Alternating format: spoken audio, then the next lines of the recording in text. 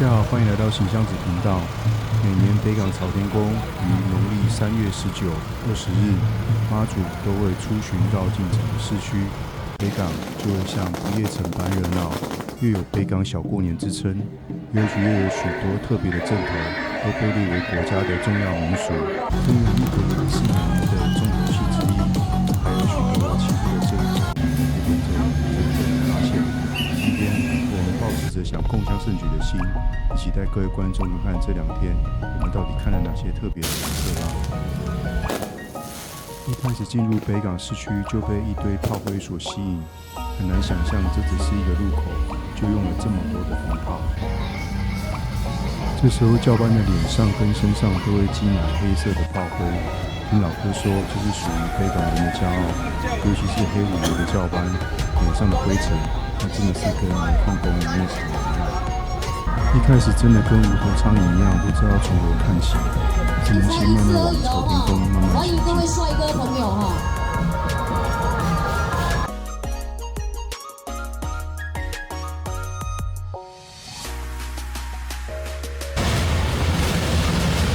原来当地上炮灰过多的时候，直接动用小山猫来铲是最快的方式啊。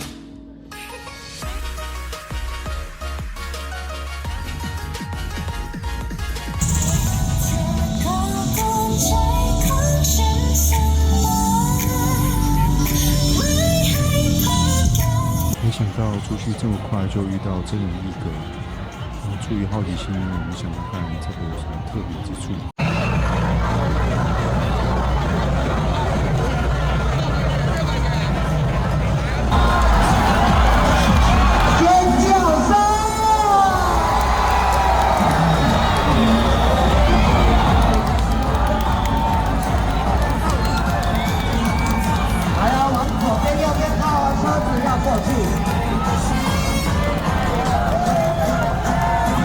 我感觉吧，有些人不讲武德，看到小女生都用手在接东西，前面的用雨伞也太奸诈了吧！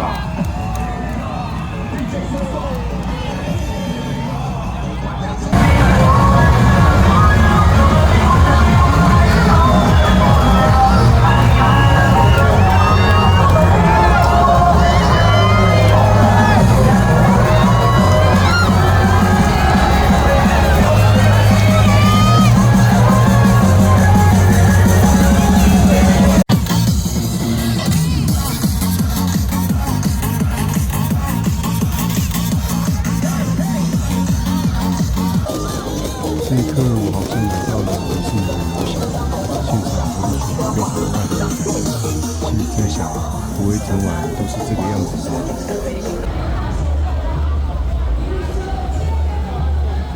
此时穿越在北港的街道，几乎每个路口都有特别的表演可以看。这边的朋友，我们的见证人在哪里？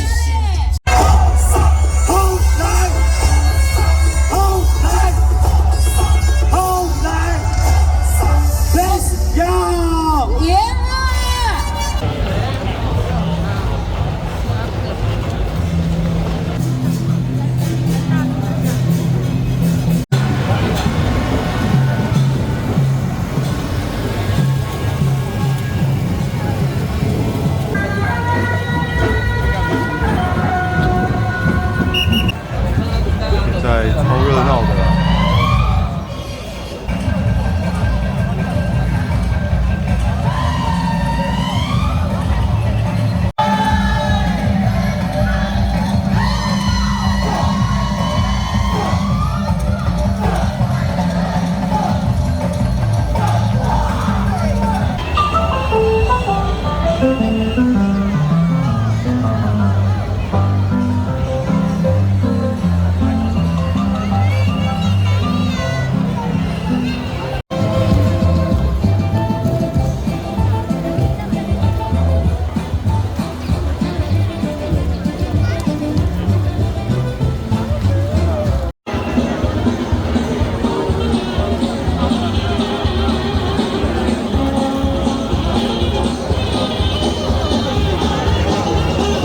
症是一个武术性质的疫症，自明末清初的时候流传到台湾，流传在嘉义平原以南，传闻是源自于《水浒传》宋江攻城所用的武阵，阵头所使用的兵器也多半是农业社会常用的器械，或是用来防御的武器。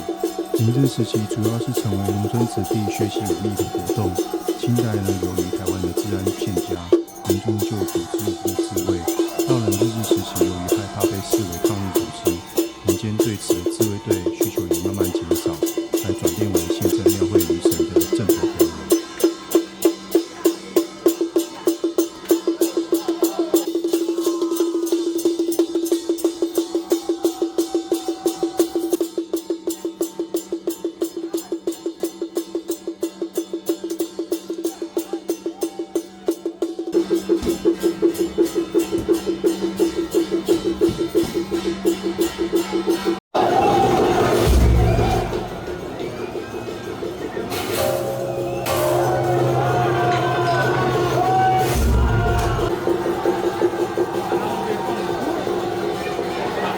12婆姐代表的就是祝生娘娘两旁陪侍的神明。台湾民间相信12婆姐义阵具有保财安财、收金福音的功用，所以当婆姐出巡的时候，如果有小朋友身体欠安的，可以请婆姐轻轻地抚摸头部，以保平安。这是我当天最喜欢的阵头。一开始一对男女各牵了一头牛过来，接下来就是无情的鞭打牛，打着打着，他们不知道为了什么小事又打成一团。这时候，两头牛就趁主人不在的时候，偷偷在交配。我心想，这个有这么突然的吗？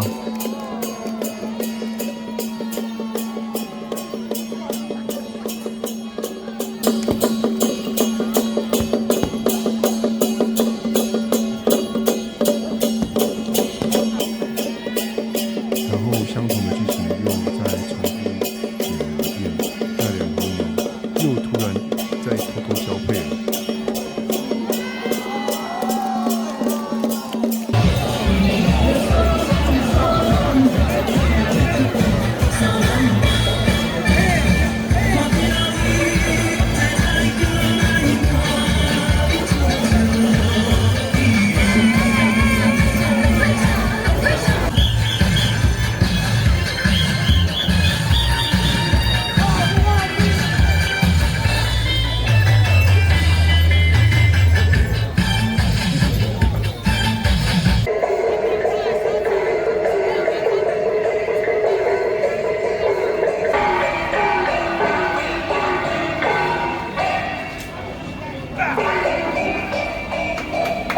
扮演钟馗时也有许多的禁忌，例如不能开口说话，往前走的时候不能回头。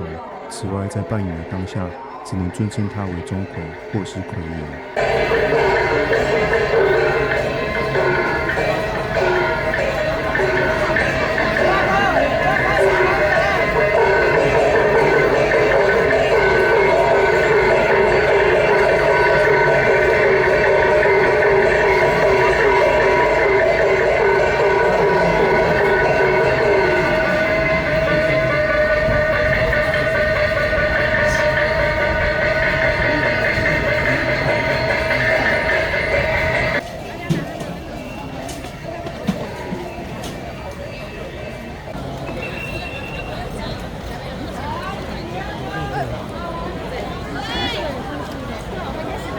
这天准备回去的时候，天空突然开始下起了小雨。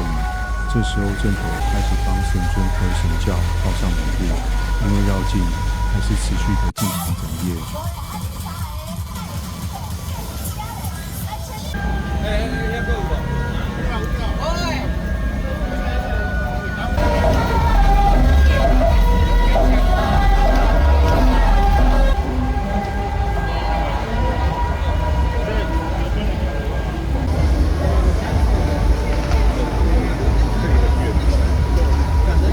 想要在离开的时候遇到了朝天宫主妈的神教，听说这笔神教造价不菲，查了一下资料才发现当时的造价可以购买良田20甲，换算现金价值约为4亿，亲眼所见果然非常的细致。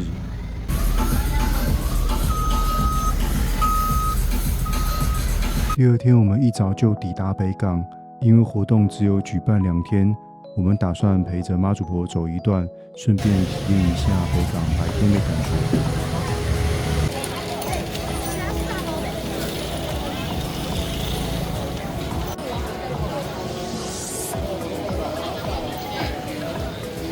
每次来北港的时候，我们都会抽时间去吃这家综合圆仔汤。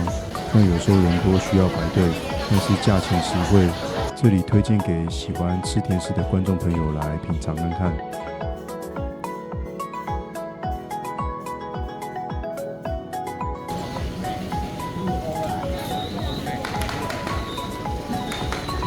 这时候的北港大街小巷都是神明在游行，感觉这里除了人喜欢凑热闹，看来神明也喜欢热闹的感觉。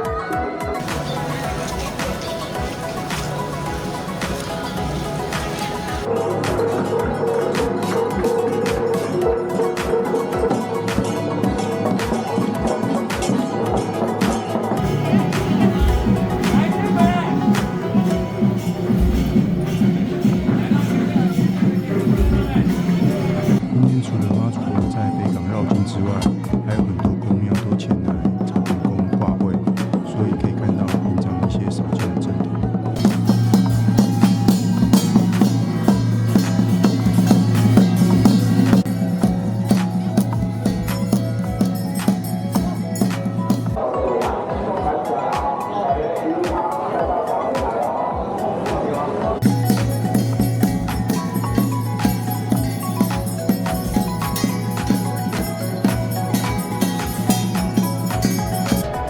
每年的农历3月23就是妈祖诞辰的日子，现在在庙里面也已经摆满了祝寿用的鲜花。虽然今天我没有准备鲜花，但是我很努力的拍摄这一集来记录这次的活动，也算是我的一点心意吧。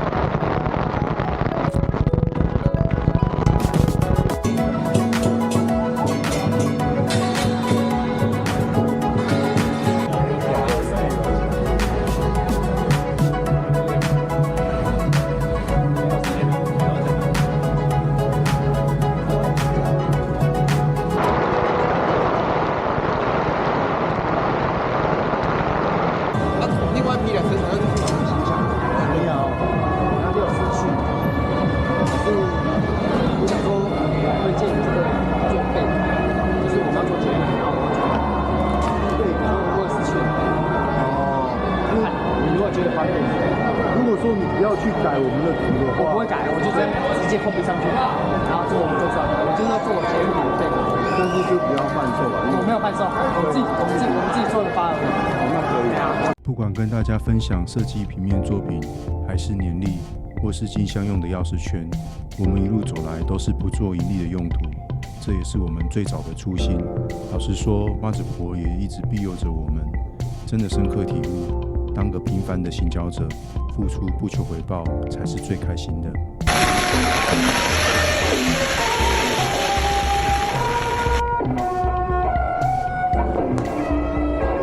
我们打算先去参拜财神爷后，再去找北港妈祖。现在的武德宫门口多了一棵发财树，门口看起来真是越来越气派了。走进拱门右边，又新增了一座烧金纸的天库，这下终于解决每年过年烧金纸烧不完的问题了。我们一行人抱着虔诚的心来参拜，祈求财神老爷赐财赐福。毕竟大家口袋有钱，心里才会有底气，生活也会有保障，往后结缘的路才会长远啊！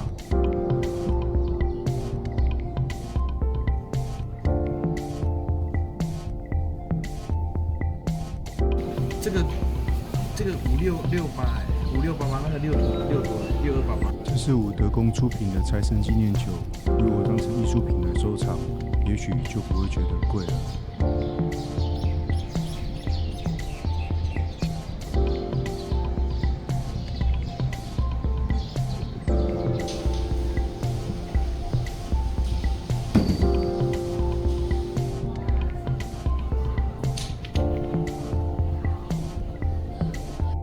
开武德宫后，我们慢慢前往北城派出所的路上，幸运的是，走了没多久，我们就遇到了妈祖公会。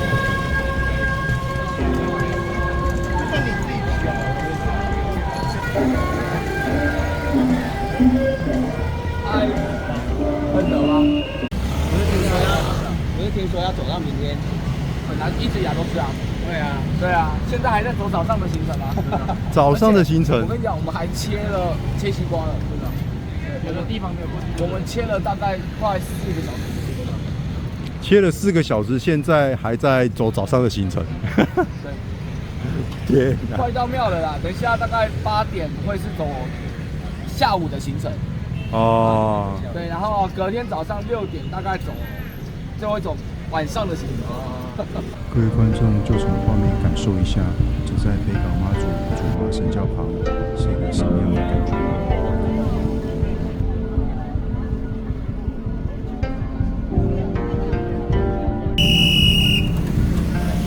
哦，这个当嘎，超重的神教。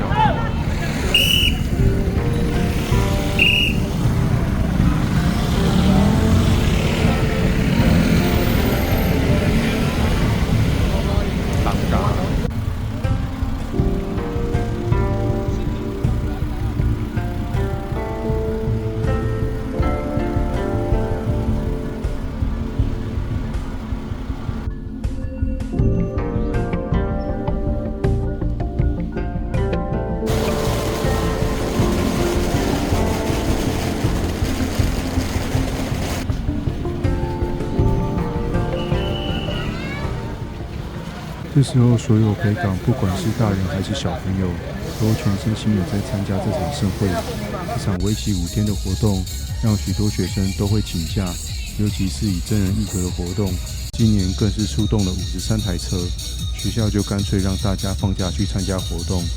北港小孩的童年，真的让人觉得羡慕，而且非常的特别。艺格游行呢，最早也可追溯到唐朝的元宵节灯会。当时人们把人力板车与花灯融合在一起，进行动态的展演。到了清朝左右呢，这个习俗就流入了台湾。展演的时候就好像移动的阁楼，人们之后才把它称作为艺阁。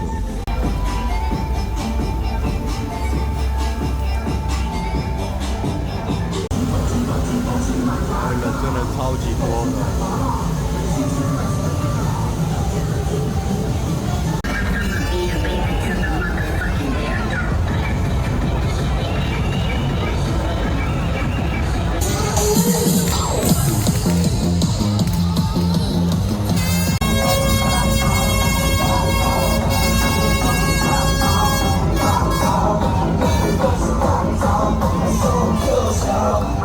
中午的在哪里？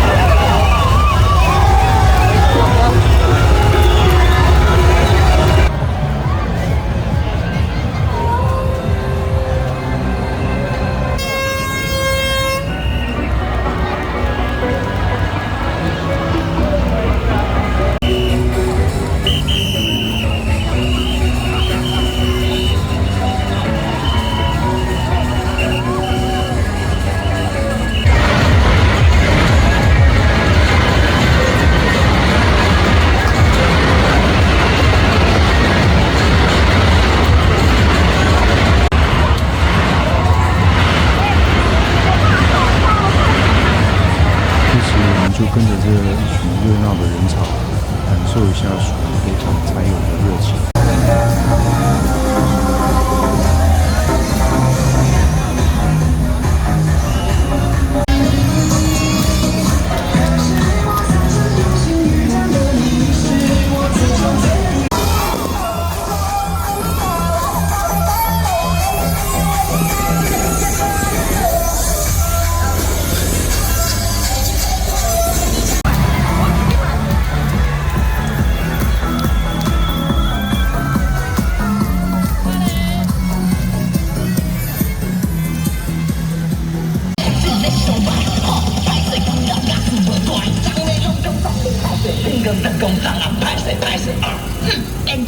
早就知道你会混。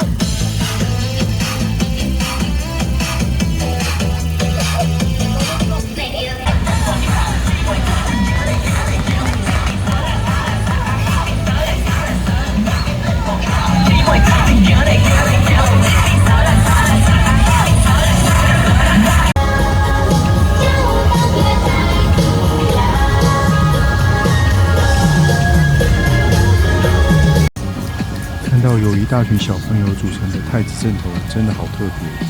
不管是神尊还是神教班，全部都是小朋友，仿佛太子爷就是这群小朋友的孩子王。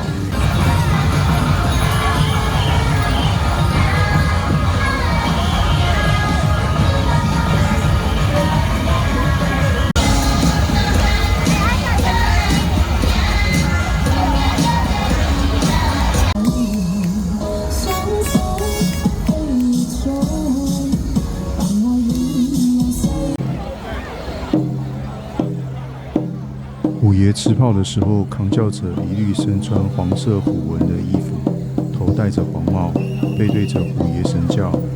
之后，当鞭炮燃放的时候，扛轿者会伸至猛烈的炮火中，威风凛凛，借此展现虎爷的气魄。这也是北港阵头最知名的特色之一。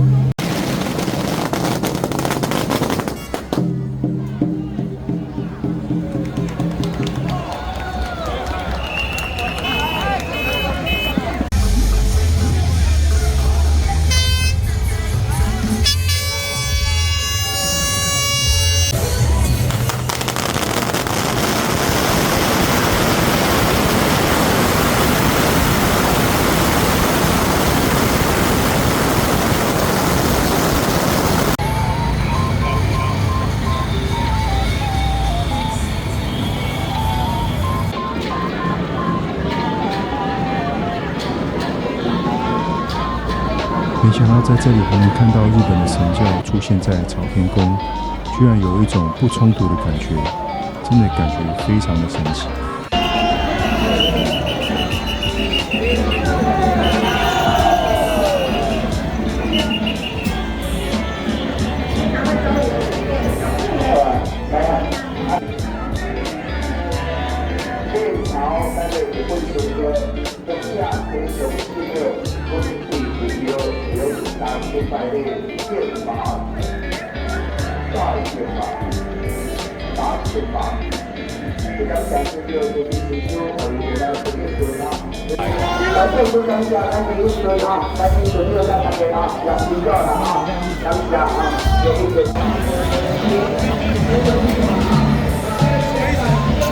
眼看这个阵头，如果再插一只猴子，就好像桃太郎的表示，但其实是戏曲之神田都元帅跟他的副将金鸡跟元选，相传也有一人得到鸡犬升天的故事，这就是在讲田都元帅的故事。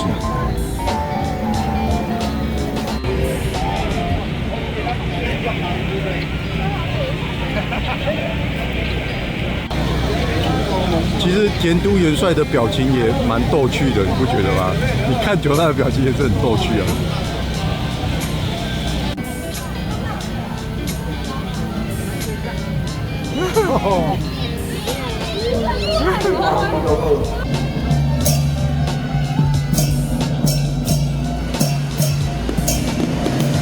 我看到金刚走过来，心想，那是不是应该找田都元帅组队当副将？这样肯定是庙会活动最亮的仔。还是说看到金刚拜妈祖，下次看到哥吉拉拿将出现拜拜，我也是真的很意外。今天我们在北港度过了快乐的时光，不过太阳升起，我们还是要上班，只能收拾心情去拜别妈祖。我们也要准备打。